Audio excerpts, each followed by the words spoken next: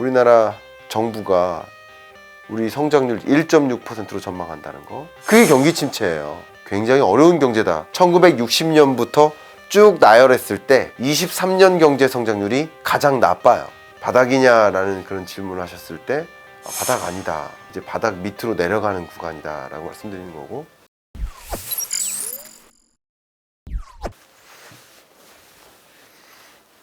네, 안녕하세요.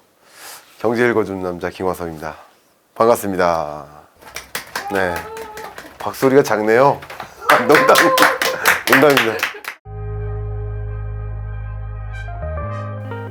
경기 침체를 우리가 확인하는 것은, 저 같은 경우는 이제 지표로 많이 확인을 하지만, 여러분들이 좀 체감적으로 느끼신다, 그렇다면 아마도 통장에 찍히는 소득, 임시 일용근로자의 소득이 많이 꺾여 들어가고요, 자영업자 여러분들의 매출이 정말 많이 줄고 있는 모습. 저는 지표로 얘기를 하는데, 이렇게 체감적으로 질문하시는 분은 체감적으로 우리 동네 경기 침체 안 왔어요, 이렇게 하시는 분들도 많이 계세요.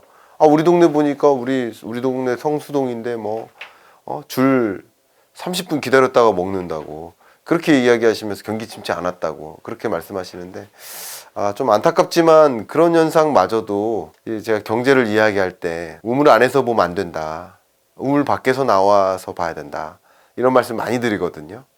우물 안에서 보면 내가 보는 하늘은 동그란 거밖에 없어요. 우물 밖에서 보면 제대로 그 하늘이 보이죠. 그게 경제 공부하는 모습인 거예요. 직면에 있는 체감만 가지고 느끼려고 하면 전체 경제가 좀 안 보일 때가 많아요. 특히 23년 상반기 경기 침체 국면을 제가 스태그플레이션에 비유를 하고 있는데요. 이것은 심지어 우리가 한 번도 경험해 보지 못한 경기 침체. 물가가 치솟긴 하지만 소득도 같이 는다. 견딜만 하시죠? 네. 반대로 소득이 좀 줄긴 하지만 물가도 같이 떨어져 준다. 견딜만 하시죠? 근데 반대로 물가는 치솟는데 소득은 떨어진다. 견딜만 하세요? 그게 스태그플레이션이에요. 물가가 치솟고 소득도 같이 늘어난다. 고성장 고물가, 이걸 인플레이션이라고 보고, 그리고 저성장 저물가, 이걸 디플레이션. 둘 다 떨어지는 거. 근데 물가만 여전히 높고 성장세는 주춤하다. 이런 게 소위 말하는 스태그플레이션이라고 하는데, 23년 경제는 상반기가 특히 정의에 부합하는 경기 침체입니다. 특히 이 경기 침체는 고물가랑 같이 찾아오는 경기 침체, 스태그플레이션입니다. 저만 이렇게 경제를 부정적으로 보는 게 절대 아니고요. 저는 나름 긍정적으로 보는 겁니다. 이야기해 볼까요? 23년 경제를 저는 1.9%로 전망했어요. 지난 10월에. 그리고 KDI가 그 다음 달에 11월 달에 성장률 전망치를 1.8%로 제시했고, 한국은행은 1.7%로 제시했고, 지난주에 우리나라 정부는, 기획재정부는 1.6%를 제시했어요. 저보다 다 안 좋게 보고 있어요. 근데 1.9%, 2%라는 잠재 성장률이 채 안 된다라고 보는 그 경제 성장률의 의미가, 그게 경기 침체예요. 저만 그렇게 나쁘게 보는 게 아니라 있는 그대로 내년 경제가 안 좋은 걸 안 좋다고 말씀드리는 거예요. 여러분 잘 아시는 그런 공공성을 띠는 기관들은 더 안 좋게 보고 있다라는 거죠. 뭐가 맞다 틀리다가 아니라 스탠스 차이입니다. 스탠스 차이. 23년 경제를 볼 때 뭐를 주로 전제를 하느냐, 이게 차이가 있는데, 우리나라 정부가 우리 성장률 1.6%로 전망한다는 거, 그것은 굉장히 어려운 경제다. 이게 정말 실감할 만큼 얼마나 어려운 경제인지 말씀드리면, 1960년 이후로 우리나라가 경제 위기를 경험한 게 딱 4번 있습니다. 1980년, 그때 한국 경제 성장률이 마이너스 1.6%. 그리고 1998년 IMF 외환 위기 때, 그때 우리나라 경제 마이너스 5.1%. 경제 위기예요. 2008년 글로벌 금융위기 0.8% 플러스 성장했어요, 우리 경제. 그래도 이것도 경제 위기라고 다 부르죠. 그리고 2020년 팬데믹 경제 위기, 우리나라 마이너스 0.7% 성장, 역성장했어요. 이런 걸 경제 위기라고 해요. 근데 이 4번의 경제 위기를 제외해 놓고 1960년부터 쭉 나열했을 때 23년 경제 성장률이 가장 나빠요. 이런 걸 경기 침체에 가깝다, 경제 위기라고는 볼 수 없지만 경기 침체 국면이라고 판단하는데 부족함이 없어 보인다 생각합니다. 충분히 이해가 되셨을 거라 생각이 되고, 그렇게 어려운 경제로 저보다도 정부가 그렇게 보고 있다. 근데 통상적으로 정부는 긍정적으로, 낙관적으로 경제를 전망하는 경향이 있어요. 여러분들도 다 그렇게 인식하고 계실 거고, 그래서 많이들 그동안에 비판을 해왔는데 정부의 전망치가 이게 과연 전망치냐 목표치냐, 차라리 목표치라고 불러라 라는 종류의 지적을 정말 많이 받아왔어요. 저도 그런 지적을 많이 해왔던 사람이에요. 2010년대 20년대 내내 그랬습니다. 근데 이번 전망치는 오히려 다른 기관보다 낮아요.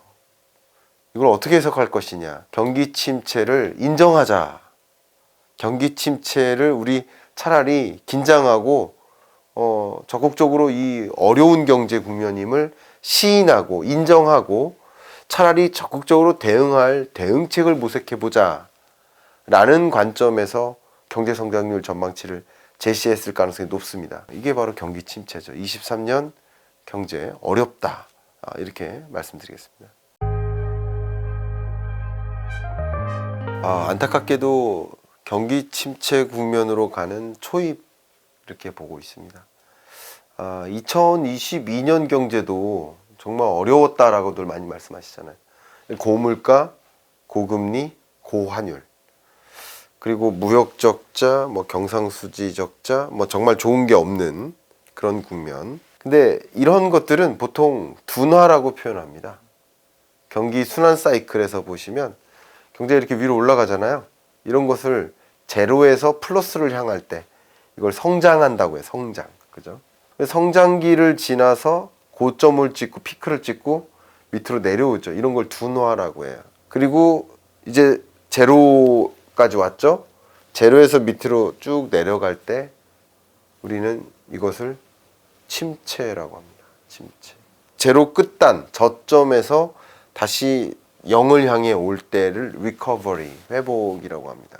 그러니까 아까 성장 혹은 확장이라고 했는데 이 구간은 이미 21년에 찾아왔고 21년 끝자락 22년 1월 달 전쟁을 맞이하면서 둔화로 전환되죠.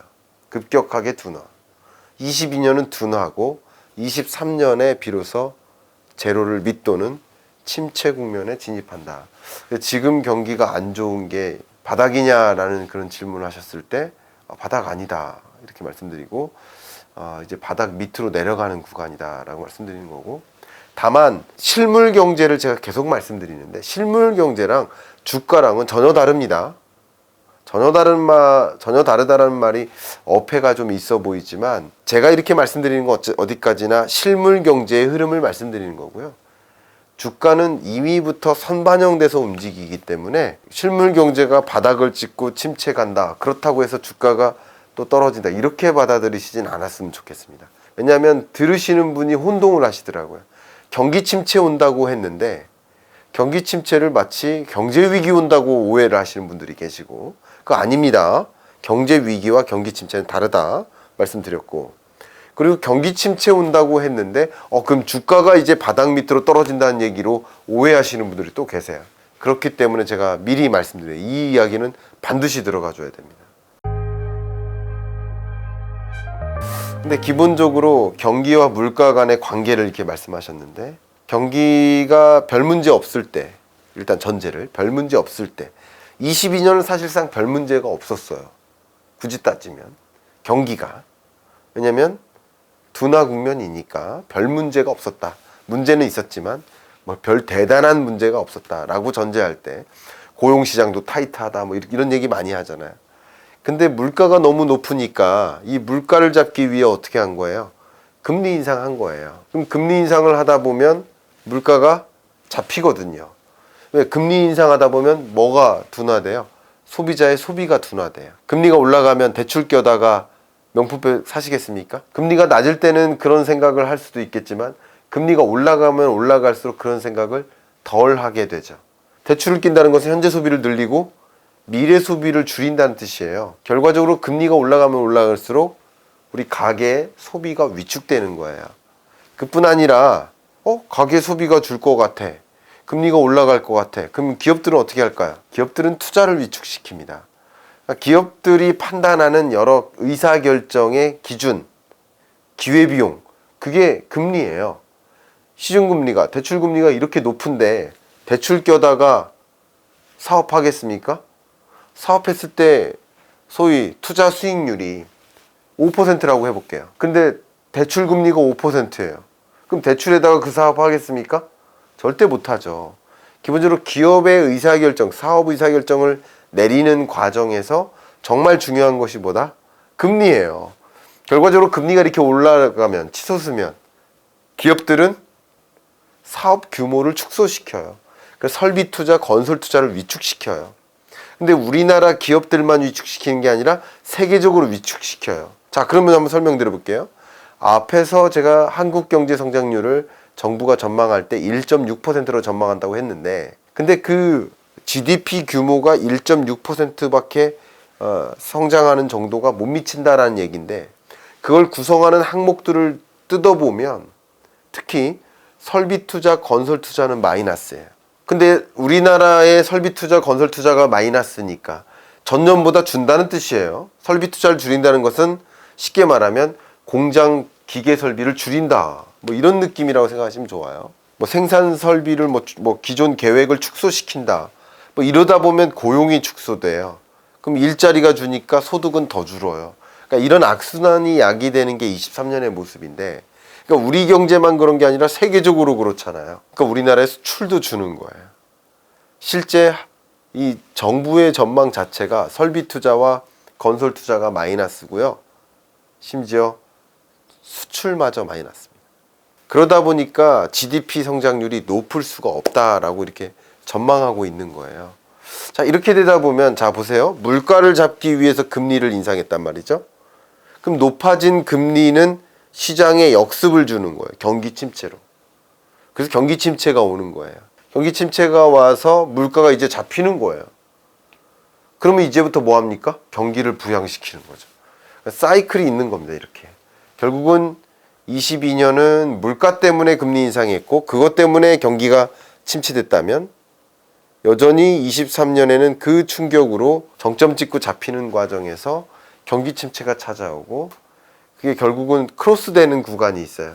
물가 상승률은 하향 안정화되고 경제 성장률도 떨어질 텐데, 이게 크로스되는 구간이 있습니다. 그런 구간에서 이제 소위 스태그플레이션에 부합하는 경제 국면, 이게 나타나고, 그런 과정에서 결과적으로는 물가는 경기 침체 후에 안정화될 수 있겠죠. 2%대에 부합하는 그런 물가 상승률은 경기 침체 후에나 찾아올 것이다. 이렇게 보고, 뭐 저만 그렇게 전망하는 게 아니라 한국은행도 내년 상반기 물가 상승률을 4.1% 정도, 4%대, 그리고 하반기를 3%대, 그래서 도합 23년 물가 상승률을 대략 한 3%대 중후반으로 보고 있습니다. 그러니까 물가 상승률이 22년에 고점을 찍고 하향 안정화되는 추세에 있다. 그러나 여전히 고물가다.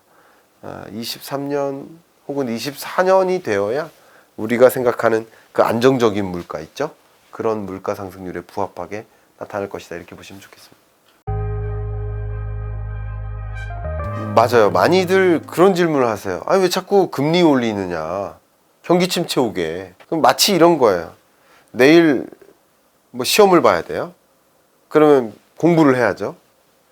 그럼 당연히 피곤해지죠.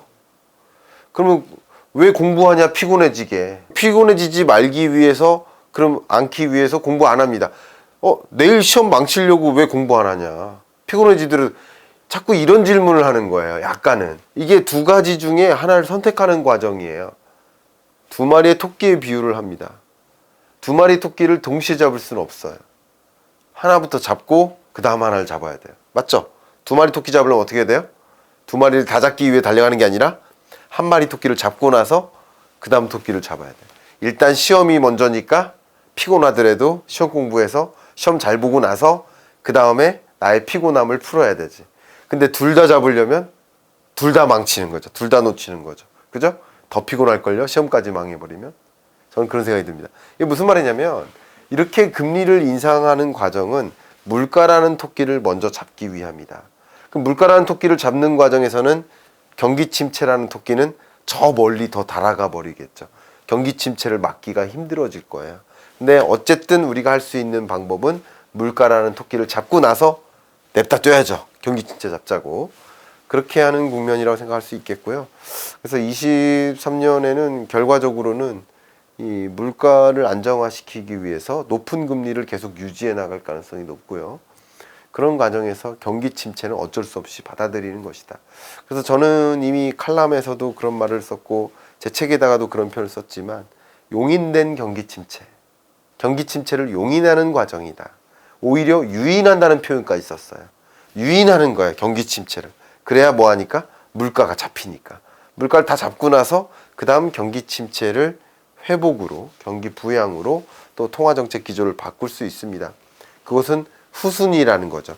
둘 다 잡으려고 하면 둘 다 영원히 놓칠 수밖에 없기 때문에 그렇게 움직이는 것이다. 이렇게 보면 도움이 될 것 같습니다. 물가 정점 찍었다. 지난 2022년 6월에 미국 물가 상승률 9.1%를 기록했는데 그 값에서 지금 7%대 초로 떨어졌고 아마 이 영상이 나가는 시점에는 6%대의 물가 상승률을 보지 않을까? 어쨌든 물가 정점 찍고 안정화되는데 금리 인상이 기여한 거 아니겠습니까? 그런 관점에서 금리 인상을 통해서 경기 침체를 유인하고 다른 말로 수요, 소비자의 수요, 또 기업의 투자 이런 수요를 위축시키는 과정에서 공급이 부족하고 수요가 넘쳐났을 때 결국 공급을 늘릴 수는 없어요. 이걸 떨어뜨리는 과정이었죠. 이렇게 해석을 해볼 수 있고요. 이 금리 인상을 통해서 우리가 당면하게 될 어려움은 분명히 있습니다. 그죠? 어려움은 분명히 있어요. 근데 그럼에도 불구하고 연준 의장은 여러분의 주식 계좌가 걱정인 게 아닙니다.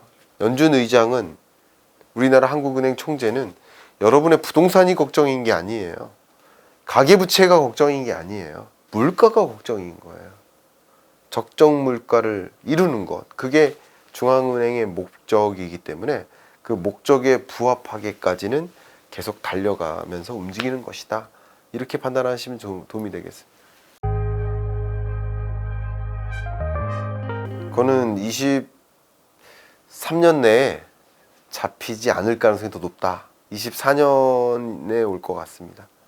주로 23년 말이나 24년 초 이 정도의 적정 물가에 부합하는 그 숫자가 나올 것이라고 생각을 하고요.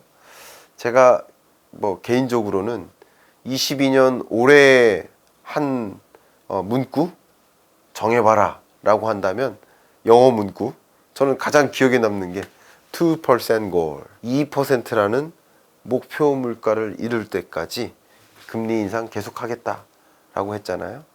그런 통화정책 기조를 유지하기 때문에 다른 말로 바꿔 얘기하면 2%라는 목표 물가에 부합하는 그런 실적치가 나오기 전까지는 그런 데이터가 나오기 전까지는 금리 인하가 쉽지 않을 것이다. 이렇게 판단하는 것이 맞죠. 다만 자꾸 시장이 뭐라고 판단하냐면 물가 정점 찍었네. 그 9.1% 그게 가장 높은 고물가야.